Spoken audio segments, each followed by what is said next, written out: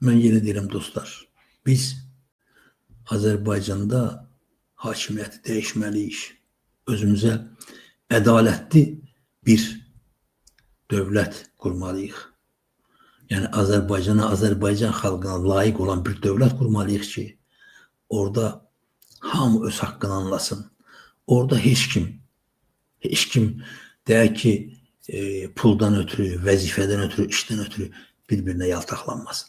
Yəni haqq ədalət olanda, sən də işləyib haqqını ədalətli şəkildə alanda lazım gəlmir kiməsə yaltaqlanmaq. Əjdər bəy yazır ki, cinayətkar cəza almayanda təkrar cinayət törədir.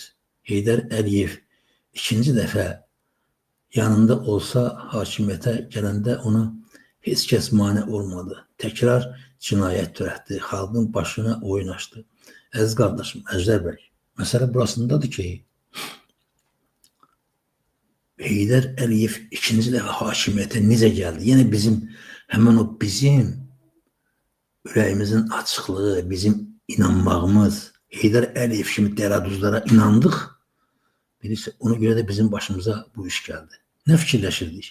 Fikirləşirdik ki, qoca kişidir, qoy gəlsin, bu dəfə ya heç olmasa günahlarını yuyar, yəni xalqa kömək edər. Bu da min cür oyun oynayırdı. Gələndən sonra Heydər Əliyev hakimiyyətdə olan vaxtı ziyanından başqa bu xalqa bir qəpik də xeyir vermədi. Əksinə, ömrünü uzatdı, özünü iyidi, işli kef elədi. Yəni, həkimlər falanlar istirahət elədi. Yəni, müalicə olundu. Yoxsa Heydər Əliyev çoxdan ölüb getmişdi. Ancaq özünə və qohum əqrabasına xidmət elədi. Qoydular falan. Xalqı da qoydu başına. İlham Əliyev də ona görə qoydu ki, bildi ki, bu gedəndən sonra bütün nəsil nəsəbətini kəsəcək. Yəni, o nöqteyi nəzərdən Heydər Əliyev cinayətkardır. Sadəcə olaraq bizim xalqımızın, yəni ürəyimizin rəhmdilliyindən, yəni mərhəmətimizdən özümüz öz başımıza oynaşdıq. İnsanın özünün özünə elədiyini bütün dünya aləm yığışa eləyə bilməz.